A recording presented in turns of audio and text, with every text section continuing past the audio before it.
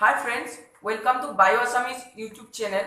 আজি আমাৰ মাজত উপস্থিত আছে অসমৰ ভ্ৰাম্যমান জগতৰ জনপ্ৰিয় অভিনেত্ৰী মীনাক্ষী নেওগ। আজি আমি মীনাক্ষী বাৰ বহুতো নজনা কথা আপোনালোকৰ আগত দাঙি ধৰিব চেষ্টা কৰিম।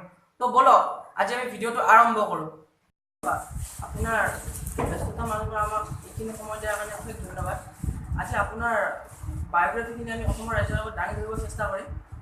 আপোনাৰ মানে কিছুমান ব্যক্তিগত কিছু নজনা কথা আমি ৰাইজৰ আগত দাঙি ধৰিম। আপোনাৰ নিকনেম বা ঘৰমতা নামটো? মোৰ ঘৰমতা নামটো হৈছে ধুনু। আৰু নিকনেম? ধুনুৱে। ঘৰমতা নাম হয়।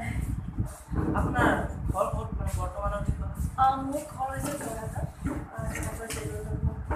কিন্তু এতিয়া কামৰ সূত্ৰে মই গুৱাহাটীত থাকোঁ, গুৱাহাটী পাঞ্জাৱত। আপোনাৰ পিতৃ মাতৃৰ নাম? মোৰ মাৰ নাম হৈছে মীনা নেওগ আৰু দেউতাৰ নাম হৈছে ডক্টৰ মনীন্দ্ৰ নাথ নেওগ। ঘৰত কোন কোন আছে আপোনাৰ? ঘৰত মোৰ দেউতা ঢুকাইছে, 2008 দেউতা ঢুকাইছে, আৰু এতিয়া মা আৰু ভাইটি থাকে যোৰহাটত। ভণ্টি এজনী আছে, তাই থাকে বেংগলোৰত, তাই ইঞ্জিনিয়াৰিং চাকৰি কৰি আছে।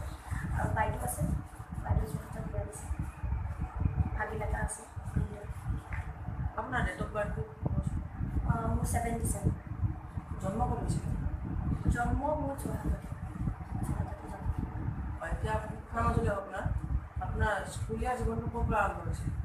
স্কুলীয়া জীৱন মোৰ যোৰহাটত বাল্যভৱনত পঢ়িছিলোঁ মই।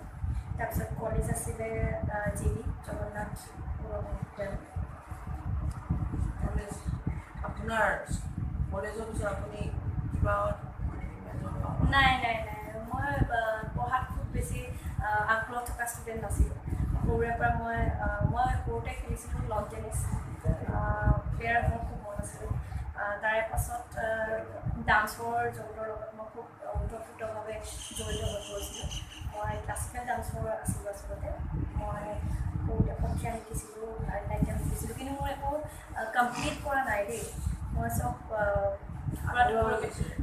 কিবা কিবি কাৰণত কমপ্লিট কৰা নহ'ল।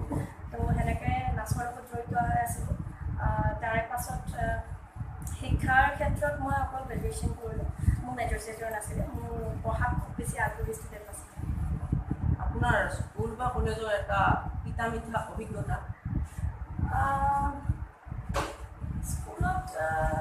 স্কুলৰ অভিজ্ঞতা চবৰে বৰ ধুনীয়া হয়। সেইখিনি সময় স্কুলীয়া সময়খিনি বুলি কৈ দিলে চবৰে মনটো ভাল লাগি যায়। স্কুলত মোৰ খুব ভাল বন্ধু আছিলে। আমি স্কুলত খেলৰ প্ৰতি খুব আগ্ৰহী আছিলোঁ স্কুলীয়া সময়খিনিত। আৰু কলেজত খুব বেছি ক্লাছ কৰা নাছিলোঁ, মই কম ক্লাছ কৰিছিলোঁ। তো সেয়াই আৰু কলেজৰ সময়খিনিত মোৰ ইমান কলেজৰ এক্সপিৰিয়েঞ্চ ইমান বেছি নাই, কাৰণ মই ক্লাছ খুব কম কৰিছিলোঁ। কাৰণ সেই সময়খিনিত মই আমাৰ ভিডিঅ' লাইনটোত যিটো গান চানৰ শ্বুটিং হৈ আছিলে, সেই সময়তে VCD খুব চলিছিলে সেই সময়টোত। তো সেই সময়টোত মই খুব সেই শ্বুটিং, গান বা ডান্স কম্পিটিশ্যন এইবিলাকত খুব জড়িত হৈ আছিলোঁ। সেইটো কাৰণে ক্লাছ খুব কম কৰা হৈছিলে, অকল পৰীক্ষাটো দিবলৈ যাওঁ এনেকুৱা টাইপ আছিলে। কিন্তু স্কুলীয়া সময়খিনি ৰেগুলাৰ ষ্টুডেণ্ট আছিলে স্কুলত। হয়, আপোনাৰ আদৰ্শ ব্যক্তি কোন? দেউতা। আপুনি আজৰি সময়খিনিত কি কৰি ভাল পায়? কি কাৰ লগত কটাই ভাল পায়? আজৰি সময়খিনি মই একদম অকলশৰে থাকি ভাল পাওঁ। মেক্সিমাম সময় মই য'ত ঘৰত থকা যোৰহাটত যেতিয়া থাকোঁ, তেতিয়াতো মা, ভাইটি বা ফেমিলি মেম্বাৰ্ছ বাকীখিনিৰ লগত বহি কথা পতা বা তেওঁলোকৰ লগত ক'ৰবাত যোৱা, তেনেকৈ টাইম স্পেণ্ড কৰি ভাল পাওঁ। বাকী গুৱাহাটীত যেতিয়া থাকোঁ, তাত যেতিয়া মই আজৰি সময় পাওঁ, তেতিয়া মই সম্পূৰ্ণ অকলশৰে থাকিয়ে ভাল পাওঁ। তেনেকৈ গান শুনা, খানা বনাই খুব ভাল পাওঁ।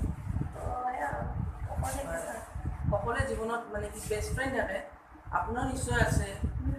আপোনাৰ বেষ্ট ফ্ৰেণ্ডৰ লগত পোৱাতে কিবা এটা হৈছিলে যিটো মনত পৰিলে এতিয়াও কি মুখত হাঁহি আহি যায়? মোৰ বেষ্ট ফ্ৰেণ্ডৰ নাম হৈছে দেৱী দেউৰী। তাই দেউৰী ছোৱালী, লখিমপুৰত ঘৰ। এতিয়া দেল্লীলৈ বিয়া হৈছে, তাই দেল্লীত থাকে।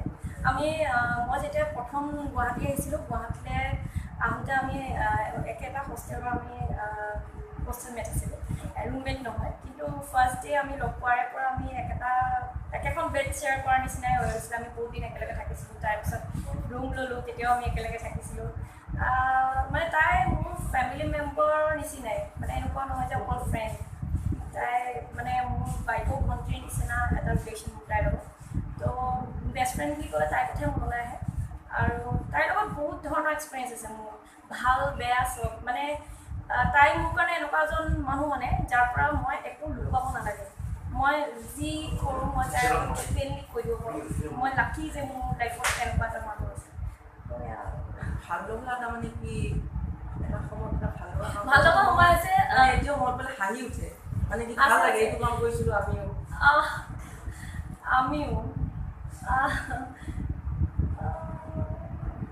তেনেকুৱা একো নাই মই বেলেগ এটা এক্সপিৰিয়েঞ্চ পাওঁ মই মানে গুৱাহাটীত যেতিয়া আহিছিলোঁ মই গুৱাহাটীৰ ৰাস্তা পদূলিবিলাক ইমান মই চিনি নাপাওঁ যিহেতু মই ইমান ঘূৰা নাছিলোঁ আৰু তাই মানে গুৱাহাটীত আগৰ পৰা থকা তো অলপ তাই জানে তো প্ৰথম আহিছিলোঁ যেতিয়া মই তেতিয়া খুব চিটি বাছত ঘূৰিছিলোঁ আৰু মই ক'ৰ পৰা মানে ক'লৈ যাব লাগে কেই নম্বৰ বাছত উঠিব লাগে এইবোৰ মই নাজানো তো তাইক মানে সদায় মই ক'ৰবাত গৈ পেলাই ৰখি লৈ পেলাই জেগাখনৰ নামো চিনি নাপাওঁ কাৰোবাক সুধোঁ তাইক ফোন কৰোঁ এতিয়া মই অমুকত আছোঁ কেই নম্বৰ বাছত উঠিম তো তাই মানে সদায় ইৰিটেট হৈ যায় আৰু মোৰ কেতিয়াও মনত নাথাকে মানে সদায় একেখিনি কুৱেশ্যন মই তাইক কৰি থাকোঁ আৰু তাই সদায় একেখিনি উত্তৰে মোক দি থাকে সেইটো লৈ পেলাই তাই বিৰাট ইৰিটেট হয় মানে তো এই মুহূৰ্তত সেইটোৱে মনলৈ আহিছে আৰু বাকী এতিয়া মই একো মনলৈ অহা নাই তেনেকুৱা ধন্যবাদ বাৰু আপোনাৰ বায়োগ্ৰাফি